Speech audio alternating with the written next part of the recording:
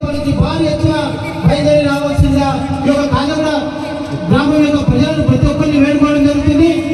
ఇంకొకటి ఏంటంటే ముఖ్య ఉద్దేశం మన ఇళ్ళలో తప్పు లేకున్నా సరే ఇక్కడ ఉన్నటువంటి గ్రామ అధ్యక్షుడు మన రాజేష్ గారు మరియు సుధాకర్ గారు వాళ్ళు ఇప్పిస్తారు. ఎవరు ఇంట్లో తప్పు లేకున్నా సరే వాళ్ళు తప్పులు ఇప్పిస్తారు.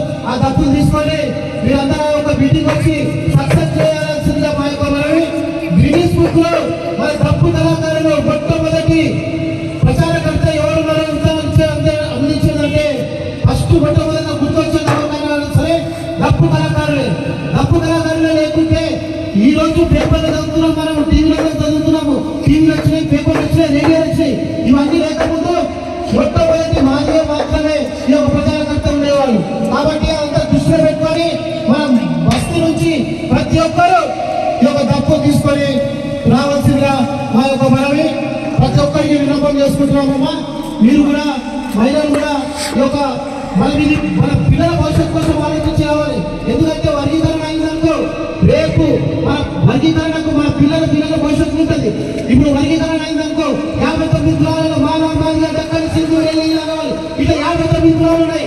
59 కులాలలో మానవ మాదిగలు మాత్రమే 60%, 100% వచ్చిందాక 100%, 60% మానవ 40% మాదిగా తీసుకుంటున్నారు తప్ప కింద ఉన్న పైన మానదాసరి మానవ మాదిగా దాసరి మాదిగా మానవ మాదిగా దక్కని సింధు ఇంకా ఎన్నో కులాలు ఉన్నాయి.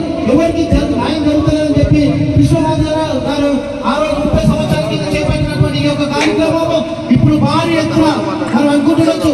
కానీ మాదిగల కోసం ఏం మార్పు కాదు. ఇవాళ ప్రతి ఇంట్లో పింఛను తీసుకుంటున్నారంటే అది మందకృష్ణ మాదిగ గారు చేసిన పుణ్యమే. అప్పుడు 200 ఉన్న పింఛను ఇప్పుడు 3500 రూపాయల పింఛను అయింది. అదొకటి గుర్తుపెట్టుకోవాలి. ఆరోగ్యశ్రీ కోసం కూడా కృష్ణమాదిగ కొట్లాడిన పుణ్యమే. ఇవాళ 2 లక్షల పింఛను తీసుకుంటారు. ఆరోగ్యశ్రీకి 2 లక్షలు ఇస్తుంది గవర్నమెంట్. కాకపోతే ప్రతి ఒక్కరు గుర్తుపెట్టుకోవాలి, మందకృష్ణ మన జాతి కోసమే కాదు, ప్రతి ఎట్టున్న కుల మతాలకు అతీతంగా ప్రతి ఒక్కరి కోసము ఈ యొక్క కార్యక్రమం చేపట్టి ఎంఆర్పిఎస్ కాదు మన మాదిగ జాతిని దేశ విదేశాలలో సాధించినటువంటి గొప్ప మహత్తమైన వ్యక్తి మందకృష్ణ మాదిగ.